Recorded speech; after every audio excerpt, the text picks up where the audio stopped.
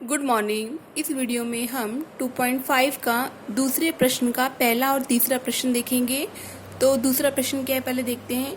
निम्नलिखित वर्ग समीकरणों के लिए विवेचक का मान ज्ञात कीजिए। ठीक है, तो हमें वर्ग समीकरण दे रखी है। जैसे पहला प्रश्न है x² प्लस के 7x माइनस के 1 बराबर 0।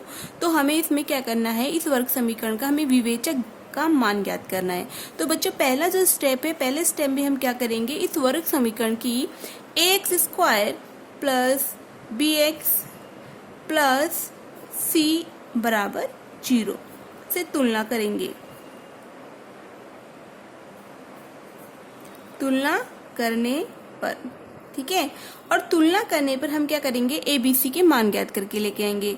तो ए का मान आपको पता है क्या होता है, ए का मान जो होता है x² के पास जो संख्या होती है वो ए का मान होता है। यहाँ पे कोई संख्या नहीं है, इसका मतलब 1 है, तो ए का मान क्या हो गया, 1 लिखेंगे। उसके बाद बी का मान क्या, x के पास जो संख्या होगी वो b का मान होगा। जैसे यहाँ पे +7 है तो प्लस का चिन्ह नहीं लगाएंगे तो भी चलेगा, लेकिन माइनस का अगर यहाँ होता तो माइनस का चिन्ह लगा दे।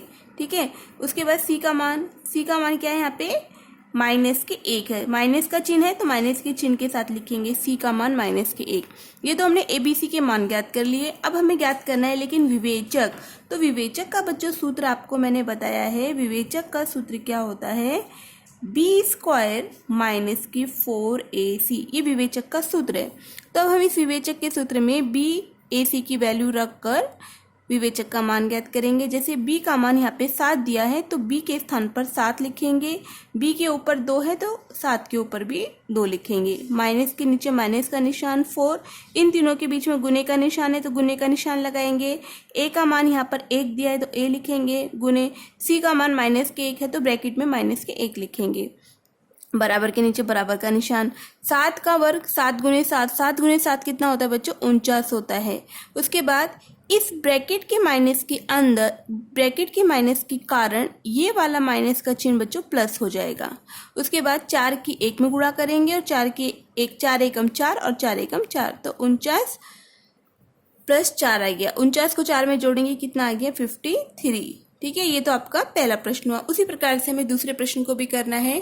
दूसरे प्रश्न में आपको वर्ग समीकरण तीसरे प्रश्न को करना है। दूसरा प्रश्न बच्चों सेम ऐसे ही पहले की तरह आपको खुद करना है। तो तीसरा प्रश्न देखिए, करनी में 2x² प्लस के 4x प्लस के 2 करनी 2 बराबर 0। तो इस प्रश्न में भी हम क्या करेंगे, ax² plus bx plus c बराबर 0 से तुलना करने पर।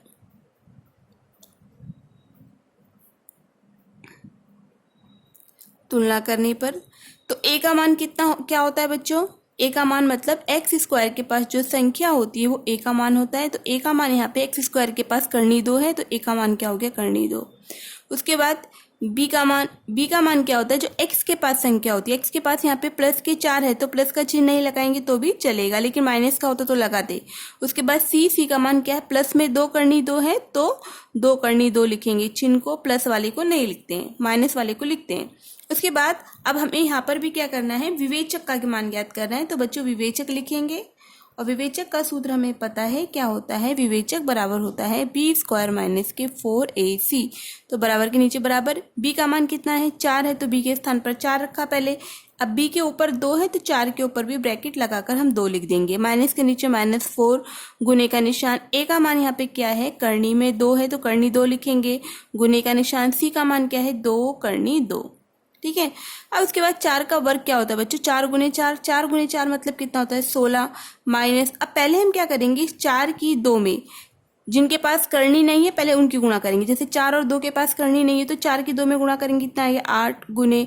अब करनी 2 की करनी 2 में गुणा करेंगे, यहाँ पे भी गुणे का निशान है। करनी 2 की करनी 2 में गुणा करेंगे तो बच्चों करनी का निशान क्या हो जाएगा, हट जाएगा, और हटने के बाद यहाँ पर केवल 2 आएगा, क्योंकि करनी 2 गुने करनी 2 की जो हम गुणा करते हैं 2 आता है, करनी का निशान हट जाता है। उसके बराबर 16 को ऐसे उतारेंगे, -8 की 2 में गुणा करेंगे तो 16 आएगा। और देखो ये प्लस है ये माइनस है, संख्या सेम है, तो जब हम इसको घटाएंगे तो आंसर हमारा कितना आएगा, 0 आएगा। तो इस प्रकार से हम आगे के प्रश्न अगले वीडियो में देखेंगे।